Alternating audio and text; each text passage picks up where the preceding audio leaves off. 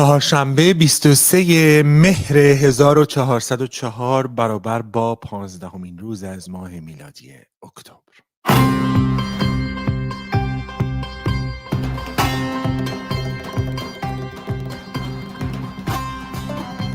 صبح همه شما شنوندگان و بینندگان این برنامه بخیر. خدمت شما هر کجایی که هستید سلام میکنم.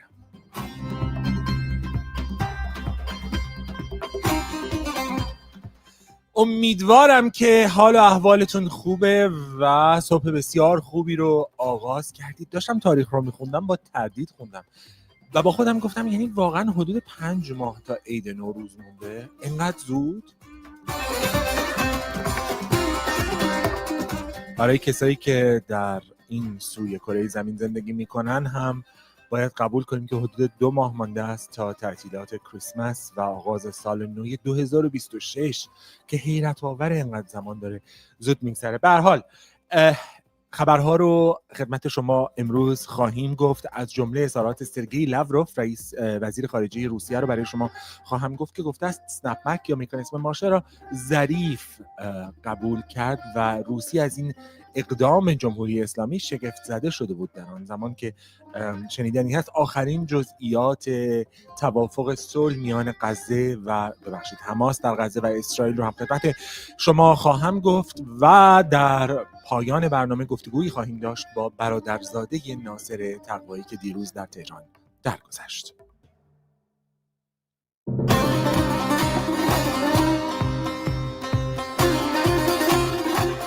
همه اینها و بیشتر در این پادکست بامدادی، پادکست صبح بخیر من و تو. من علی حمیدانی هستم، تهیه کننده این برنامه امیرعلی خراسانی است از لندن.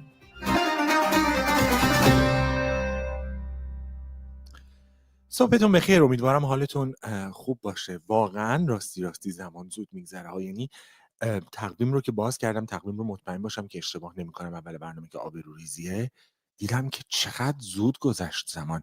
آخه سال عجیب و غریبی هم بود. یعنی از اون روز اول سال 1404 ما ماجرا داشتیم تا همین الان، از مذاکرات ترامپ با عرض کنم خدمت شما که جمهوری اسلامی بگیرید، بندر رجایی و بعد جنگ و بعد عواقب بعد از جنگ و حالا مکانیسم ماشه، حالا تحریم ها، همینطور از بالا و پایین زمین و آسمان برای ایران و ایرانی میبارد. خبرها سرگئی لاوروف گفته روسیه شگفت زده شده وقتی جمهوری اسلامی مکانیسم ماشه را پذیرفت، مکانیسمی که به گفته او آشکارا یک دام حقوقی بود. وزیر خارجه روسیه که در حاشیه نشست عرب روسیه با رسانه‌های عرب صحبت می‌کرد به پرسش‌های خبرنگاران پاسخ داد. از جمله اینکه خبرنگاری پرسید محمد جواد ظریف وزیر خارجه پیشین گفته که روسیه تلاش برای تمدید توافق هسته‌ای را در دوران ریاست جمهوری حسن روحانی تضعیف کرد. آیا این درست است؟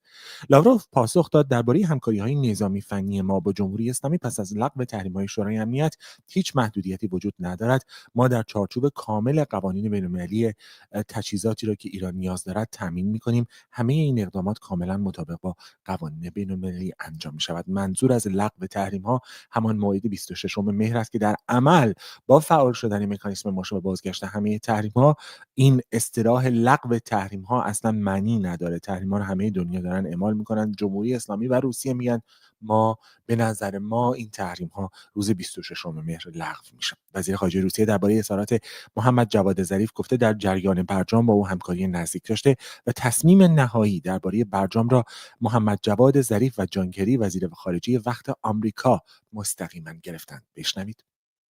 For the UNSC, presupposing that any countries desiring to return some sanctions restrictions could در مورد اظهارات آقای ظریف باید بگویم که ما سالها در چارچوب برنامه جامع اقدام مشترک برجام که با هدف حل و فصل مسئله برنامه هسته‌ای ایران طراحی شده بود همکاری نزدیکی داشتیم. تصمیم نهایی درباره برجام مستقیما توسط آقای ظریف و جان کری وزیر خارجه وقت ایالات متحده اتخاذ شد. سایر طرفها در آن مقطع عملاً ناظر بودند و توافق میان آمریکا و ایران را تماشا می‌کردند. همگان می‌دانند که روسیه هرگز از موضع اصولی خود در حمایت از آن توافق هسته‌ای از جمله قطعنامه 221 شورای امنیت سازمان ملل عدول نکرده است. نمیدانم منظور دقیق آقای ظریف چه بود.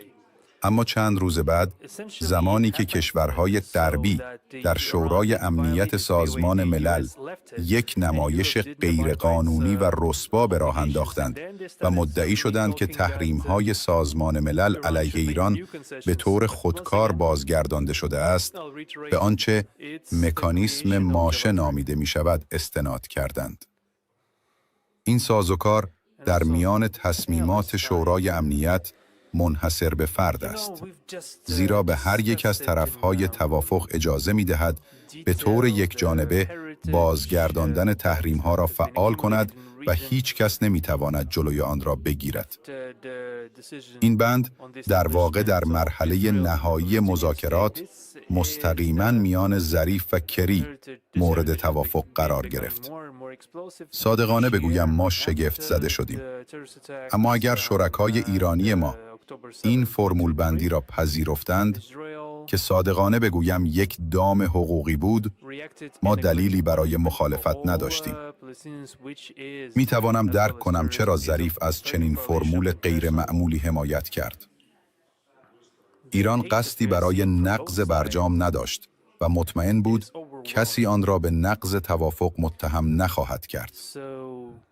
اما در عمل چه شد؟ ایران توافق را نقض نکرد، بلکه ایالات متحده از آن خارج شد و اروپایی‌ها نیز به تعهدات خود عمل نکردند. پس از آن هم دوباره شروع کردند به مطالبه امتیازات جدید از ایران. از آنجا که نام ظریف را بردید، باید بگویم این محصول تا حد زیادی ساخته او بود. آنچه که شنیدید سرگئی لاوروف بود درباره اظهارات محمد جواد ظریف صحبت میکرد.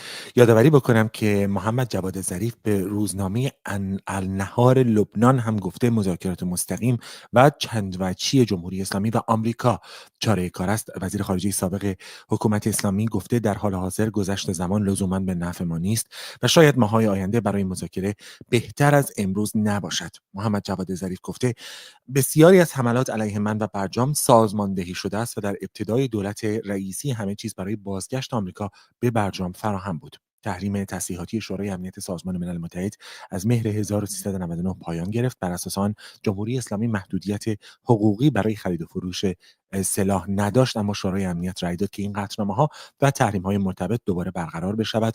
آمریکا موافق و چین و روسیه مخالف بازگشت تحریم‌ها هستند. یادآوری می‌کنم که 3 کشور اروپایی بریتانیا، فرانسه و آلمان بر اساس قطعنامه 2231 شورای امنیت سازمان ملل متحد زمینه بازگشت تحریم‌ها از جمله تحریم‌های تسلیحاتی را فراهم کردند. تحریم‌های تسلیحاتی سازمان ملل که بعد از برجام لغو شدند، از 27 سپتامبر 5 مهر دوباره برقرار شدند. همونطور که گفتم روسیه اعلام کرده که این تصمیم رو به رسمیت نمی‌شناسد و قصد ندارد از جمله تحریم تسلیحاتی شورای امنیت علیه حکومت اسلامی را اجرا کند. در خبرهای مرتبط با توافق صلح میان حماس و اسرائیل، پس از آنکه عصر سه‌شنبه ارتش اسرائیل اعلام کرد که نمایندگان صلیب سرخ برای دریافت اجساد بیشتری از گروگان‌های اسرائیلی راهی شمال غزه شدند، این نهاد توانست جسد 4 گروگان دیگر را از حماس تحویل بگیرد و به اسرائیل منتقل کند. پیشتر گزارش شده بود که اسرائیل به علت تحویل نگرفتن اجساد گروگان‌ها که بخشی از فاز اول توافق آتش‌بس با حماس بود، ممکن است روز چهارشنبه گذرگاه مرزی رفح میان غزه و مصر را بازگشایی نکند. رسانه‌های اسرائیلی و خبرگزاری رویترز گزارش کردند که این تصمیم پس از آن گرفته شد که حماس دیروز فقط 4 جسد گروگان‌های اسرائیلی را بازگرداند. رئیس بخش کمک‌های بشردوستانه سازمان ملل گفته اسرائیل برای رسیدن کمک‌های بشردوستانه به شدت ضروری هست که گذرگاه منتهی به غزه را باز نگه دارد. عرض کنم خدمت شما که روز گذشته همینطور دونالد ترامپ در 2 پست در شبکه اجتماعی تروث سوشال خودش به حماس حمله کرد. نخست او گفت که با وجود آنکه احساس سبکی می‌کند و این کار بزرگ انجام شده است که گروگان‌های اسرائیلی بازگشتند و همه خوشحال هستند، اما کار هنوز تمام نشده است و او گفتش که حماس باید بلافاصله اجساد گروگانها رو بازگرداند و فاز دوم توافق صلح همین حالا آغاز می شود. منظور از فاز دوم توافق صلح در واقع خلع سلاح گروه حماس است. آقای ترامپ در پست دیگری گفت یا حماس خودش سلاح‌هایش را زمین می‌گذارد یا ما او را وادار خواهیم کرد. شبکه تلویزیونی العربی گفته است که تیم‌های مصری در داخل نوار غزه در حال فعالیت هستند تا به یافتن پیکر گروگان‌های اسرائیلی که هنوز مفقودند کمک کند. همزمان یک تیم فنی اسرائیل هم در حال رایزنی با مقامات مصری است تا بحران ناشی از بازگرداندن ناقص پیکر گروگان‌ها از سوی حماس را برطرف کند.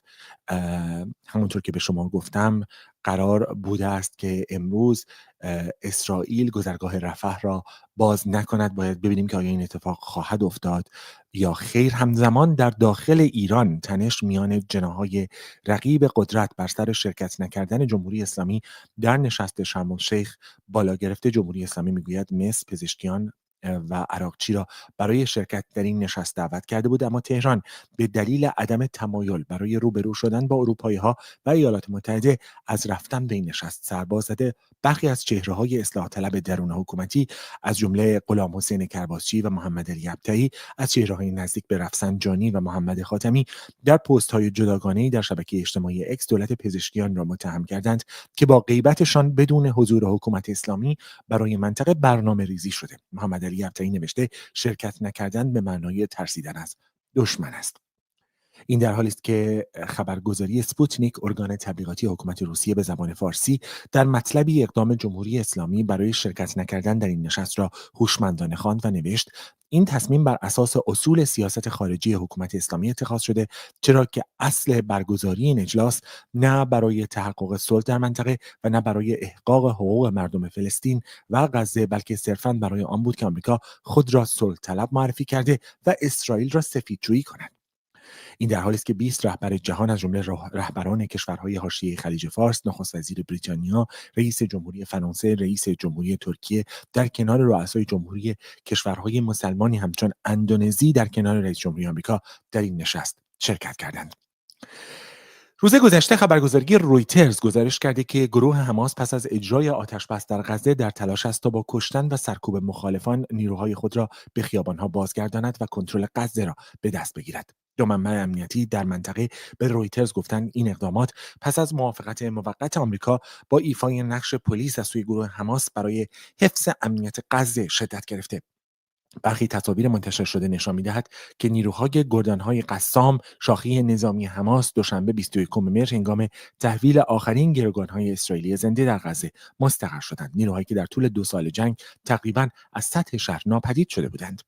رویترز همچنین تصاویری از ده‌ها نیروهای حماس را در مقابل بیمارستانی در جنوب غزه منتشر کرده که در آنها از جمله فردی با بازوبند یگان سایه دیده می‌شود. یگانی که منابع حماس می‌گویند مأمور حفاظت از گروگانها بوده. یک منبع امنیتی در غزه به خبرگزاری رویترز گفته از زمان آغاز صلح نیروهای حماس 32 نفر از اعضای یک باند وابسته به یک خانواده در شهر غزه را کشتند، در حالی که 6 نفر از نیروهای خودشان هم کشته شدند. ساعتی بعد ویدیویی در شبکه‌های اجتماعی منتشر شد که نشان میداد چند مرد نقابدار برخی با سربند سبز شبیه به حماس 7 مرد را پس از واداشتن به زانو زدن در خیابان با مسلسل تیرباران کردند.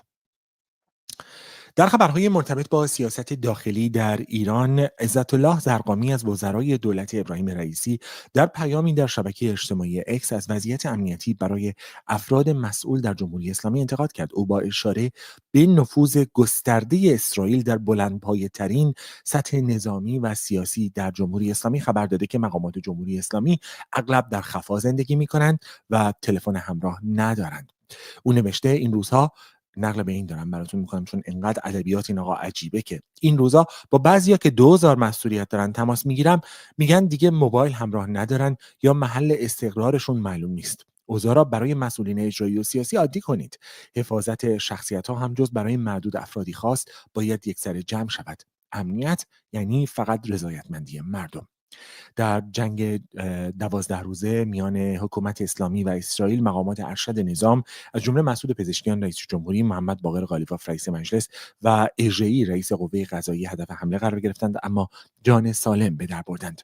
رهبر جمهوری اسلامی در طول دوران جنگ در مخفیگاه بود و از آن زمان تا حالا هیچ دیدار از پیش اعلام شده‌ای را انجام نداده است.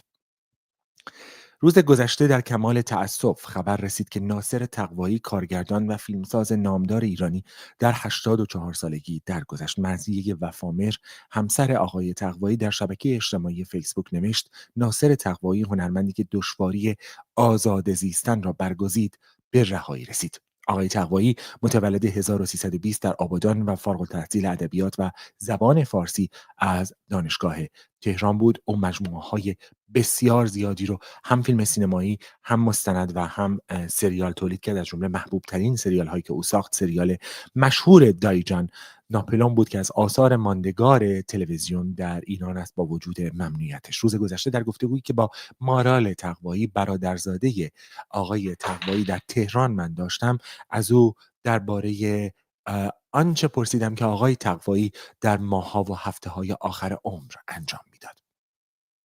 به طور کلی آقای همدانی اینطور بهتون بگم که در سالهای آخر بهتره بگم که ایشون به توصیه پزشکان احتیاج داشتن که در آرامش و سکوت بیشتری باشن. حالا در جامعه خیلی مطرح میشد که ایشون چرا سکوت میکنن، چرا کار نمیسازن، در صورتی که ایشون به نظر من اصلا سکوت نمیکردن. ایشون همیشه تشنه خلق کردن بودن. این آثاری که نوشتن و گوشه خونه هست، نزد همسرشون هست، عکاسیایی که میکردن، ارتباطاتی که با شاگرداشون داشتن، تدریس میکردن، در واقع ایشون کمکار نبودن، ایشون تشنه خلق بودن و این سالهای آخر ولی به توصیه پزشکان گفتن که در آرامش بیشتری باید باشن. به همین دلیل ترجیح دادیم که دور بمونن از هیاهوها. بیماریشون چی بود خانم تقوایی؟ والا بیشتر درگیر مشکلات ریوی، گوارشی، تنفسی و بیماری‌های به این شکل. از در مورد فیلم ما میدونیم که آقای تقوایی بارها گفتن که اهل این که برن اجازه بگیرن که کاری رو منتشر بکنن یا کاری انجام بدن نیستن و گفتن ترجیح میدن کار نکنن با اجازه گرفتن از کسی. کار منتشر نشده‌ای دارن، فیلم منتشر نشده‌ای دارن؟ بله آقای همدانی، اصلا ایشون انتخابشون حضور بود، یعنی همیشه دوست داشتن حضور داشته باشن، ولی خب میگفتن هیچ کس هم جلوی منو نمیگیره. تا حالا کسی به من نگفته فیلم نساز، ولی من تا شرایط برام مهیا نباشه که آنچه را که خودم دلم میخواد بسازم من کار نمیکنم. بنابراین میگفتن من مینویسم، حالا میذارم یه گوشه، شاید یه روزی بتونم اینا رو به چاپ برسونم یا به نتیجه برسه. و میگم این آثار الان نزد همسر گرامیشون خانم وفامر هست و امیدوارم روزی بشه اینا رو چاپ کنم. سوال بعدی که از شما دارم این هستش که آقای تقوایی آدمی که اینقدر خلاق بود که اثری رو مثل دایجان ناپلون خلق کرد در یک دنیای کاملا متفاوت، بعد از انقلاب 57 هم به خلق آثار پرداختن. هرگز این دوتا دنیا رو با هم برای شما، برای که گفتید پدر شما دستیار ایشون بودن آقای محسن تقوایی، آیا هرگز این دوتا دنیا رو با شما مقایسه کرد؟ آیا هرگز خاطره ای مثلا از سریال دایجان ناپلون که ماندگارترین اثر تلویزیونی ایران هستش دیگه، رو درواسی که نداریم، برای شما گفت؟ بله، دایجان ناپلئون خب یک اقتباس بسیار حرفه‌ای و عالی، همونطور که شما خودتون میدونید، در سینمای ایران بوده و ایشون موقعی که کتاب آقای پزشکزاد رو میخونن علاقه‌مند میشن که این کار رو به سریال تبدیل کنن و خب چالش هایی هم اون دوره داشتن برای تولیدش، ولی به هر حال به نظر من به عنوان یکی از بهترین آثار اقتباسی سینمای ایران در کنار به آرامش در حضور دیگران و ناخدا خورشید ما میتونیم از دایجان ناپلون اسم ببریم. هرگز خاطره‌ای از جریان تهیه این فیلم برای شما نگفتن سریال تلویزیونی؟ چرا خاطرات زیادی بوده، ولی خب بهتر من وفادار باشم بهشون، شاید نخواد که مطرح بشه. بله بله. در سطح انسانی عموی شما بودن؟ چطور عمویی بودن؟ چطور انسانی بودن؟ میگم برای من یک بچه اجتماعی داشتن که خب دیگه اون بچه اجتماعیشو همه دوستان دیگه میدونن و احتیاجی نیست توضیح بدم. یک وجه عمو بودن برای من داشتن که اون یه چیز جدا بود. ایشون به شدت عاشق زندگی بود، به شدت عاشق مادرشون بودن. مادرشون مثل یک بت بود براشون که من یادم زمانی که مادرشون فوت کردن حتی قادر نبودن تو مراسم تشییعشون شرکت کنن. عاشق زمین بود، عاشق آسمون بود، برای همین عکاسی میکرد به شکل حرفه‌ای. عاشق حیوانات بود، گربه داشت، نمیدونم عاشق یعنی یک زندگی فوق‌العاده احساسی و زیبا و نمیدونم چطور بگم، بسیار بسیار دوستدار زندگی بود. از این بگم چقدر جالب. بله بله. سوال بعدی که ازتون داشتم، آیا هرگز به شما از آرزو هم گفته که بگین ناصر تقوایی یک آرزو داشت؟ اون آرزو چی بود؟ بله، به نظر من یعنی صحبت هم می‌کردیم با هم، آرزویشون همون ساختن فیلمنامه‌های نوشته شدهشون بود که هیچ وقت این اتفاق نیفتاد و در واقع دوست داشتن که اون آثار یا چاپ بشه یا ساخته بشه و به خصوص اون دو اثری که رومی و زنگی و چای تلخ که خب خیلی درصد زیادی از اونا فیلم برداری شد، باز به نتیجه نهایی نرسید. آرزوهاشون تمام کردن این کارهای نصفه بود که متاسفانه اتفاق نیفتاد. خیلی متاسفم. سوال آخرم سرکار خانم تقوایی، دوست داشتم لطفاً از مراسم بزرگداشت بگید که این مراسم برگزار خواهد شد، مراسم خاکسپاری. من مطمئن هستم بسیاری از دوستداران و وفاداران به روایت‌های ناصر تقوایی دوست دارن بدونن. بله، این در مورد مراسم خاکسپاری و بزرگداشتشون یه سری چالش‌هایی بود تا همین چند ساعت پیش. اینا رو همه به صورت رسمی در صفحه اینستاگرام خودشون و خانم وفامر و من همه اعلام میشه، چون من ممکن الان چیزی بگم و ساعتی رو بگم و روزی رو بگم که یه موقع تداخلی پیدا کنه و اتفاق بیفته. برای همین در صفحات رسمی اعلام خواهد شد. فقط من یه چیزی رو بگم اگر شما اجازه بدین. پدرم چند سال پیش توی مصاحبه‌ای در مورد عمو گفتن که یه حرف زیبایی زدم، من دوست دارم صحبتم با این حرف پدرم که من برای اولین بار امروز گریه‌ها و فریادهای پدرم رو در زندگیم دیدم. تا حالا برای فوت مادرشونم گریه نکرده بودن. حرف زیبایی زدن که میخوام بهتون بگم. گفتن تشکر میکنم از کسانی که از طریق او به خواسته های خود رسیدند، اما هرگز پلی برای به ثمر رسیدن رویاها و خواسته های او نشدند. گفتگو می‌کردم با مارال تقوایی، برادرزاده ناصر تقوایی در تهران. دو خبر کوتاه. پسر لینسی فورمن، شهروند بریتانیایی که هنگام سفر دور دنیا با موتور همراه با همسرش در ایران بازداشت شده، روز سه‌شنبه به شبکه اسکای نیوز گفته مادرش از زندان قرچک به اوین منتقل شده، جایی که همسرش هم در آن نگهداری می‌شود. لینسی و کریگ فورمن بهمن پارسال به اتهام جاسوسی در شهر کرمان بازداشت شدند. آنها این اتهامات را رد کردند. این زوج ابتدا در زندانی در کرمان نگهداری می‌شدند، اما در ماه اوت مرداد ماه به زندان‌های جداگانه منتقل شدند. خانم فورمن به زندان زنان قرچک منتقل شده بود. به گزارش اسکای نیوز، خانواده این زوج هفته گذشته گزارش‌های درباره مرگ 3 زن زندانی در قرچک دریافت کردند که گفته می‌شود از دریافت درمان پزشکی محروم ماندند. همچنین اعلام شده که 19 زندانی دیگر در اعتراض به شرایط زندان دست به اعتصاب زدند. و یک خبر دیگر از درباره ایران، وزیر خارجه لهستان روز سه‌شنبه 22 مهر در پارلمان بریتانیا پهپاد شاهد 136 ساخت جمهوری اسلامی را که در اوکراین سرنگون شده بود به نمایش گذاشت و درباره تهدید فزاینده روسیه علیه اروپا هشدار داد. او گفته بی‌مسئولیتی است اگر در مرزهای شرقی اروپا سامانه‌های دفاعی و دیوارهای پهپادی ایجاد نکنیم. این مقام اروپایی در سخنانی در لندن خواسته خواستار تداوم حمایت کشورهای اروپایی از اوکراین شد و از رئیس جمهوری آمریکا دونالد ترامپ خواست تا موشک‌های دوربرد تاماهاک را برای تقویت توان حملات اوکراین علیه زیرساخت‌های روسیه در اختیار این کشور قرار دهد. او تاکید کرده که روسیه می‌تواند تا عمق اروپا حمله کند و باید برای مقابله با چنین تهدیدی آماده بود. وزیر خارجه لهستان گفته اوکراین جنگ را با برنامه‌ریزی 3 ساله پیش میبرد و اروپا هم باید برای حمایت از بلند مدت از کیف آماده باشد. اجازه بدید که بریم سراغ روزنامه‌هایی که امروز در تهران منتشر شدند و به ویژه به تقوایی هم برخیشون پرداختند. روزنامه حکومتی آرمان ملی رو با هم نگاه بکنیم.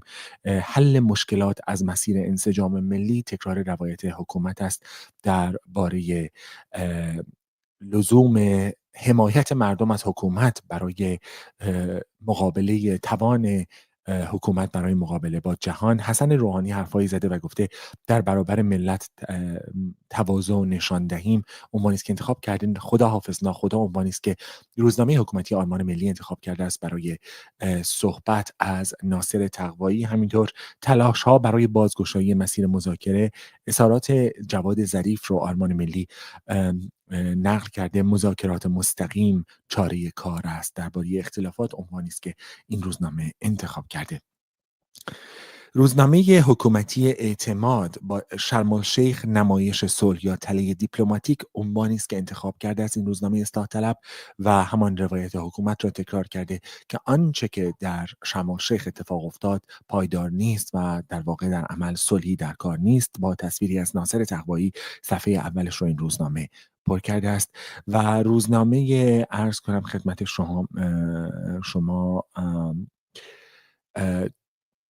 جمهوری اسلامی هم مفصلا به قیمت داروها در داروخانه ها پرداخته و گفته است که قیمت دارو در داروخانه های مختلف متفاوته و گفته این قیمت ها باید یکسانسازی بشه به نقل از سازمان غذا و دارو. مخالفت مجلس با دوفوریت طرح منع دولت از پذیرش اسناد CFT هم عنوان دیگری است که این روزنامه انتخاب کرده است. هزینه اقتصادی جنگ غزه عنوانی است که روزنامه دنیای اقتصاد انتخاب کرده است برای پرداختن به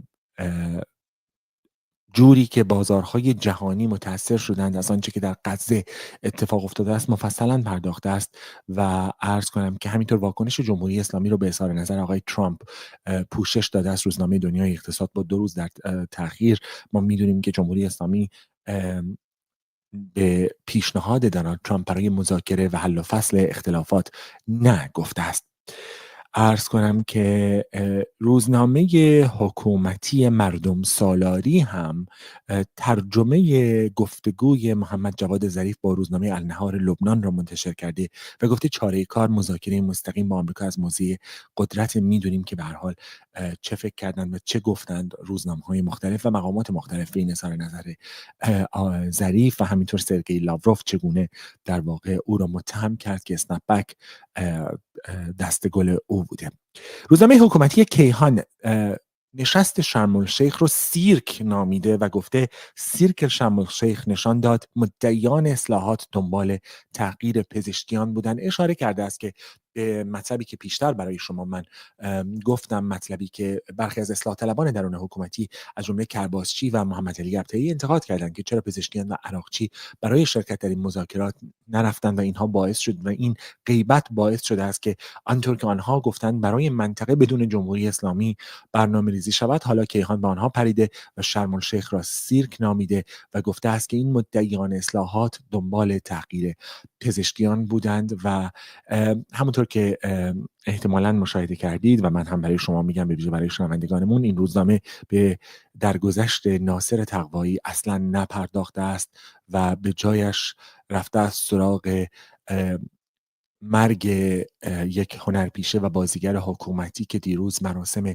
تشییع جنازش برگزار شد و زینب سلیمانی هم در آن حضور داشت. بسیار از همه شما سپاسگزارم که تا این لحظه با ما همراه بودید. برنامه پادکست صبح بخیر من و تو هر روز از ساعت 6:30 صبح به وقت لندن از طریق یوتیوب ما زنده پخش میشه و بعد از طریق کست باکس هم بلافاصله همه پادگیرها در واقع امکان دسترسی بهش وجود داره و از ساعت عرض کنم خدمت شما که 11 صبح به وقت تهران از طریق فرستنده های تلویزیونی ما هم تکرار میشه. روز بسیار خوبی داشته باشید. دیرتر باز هم با شما گفتگو خواهم کرد. علی همدانی هستم.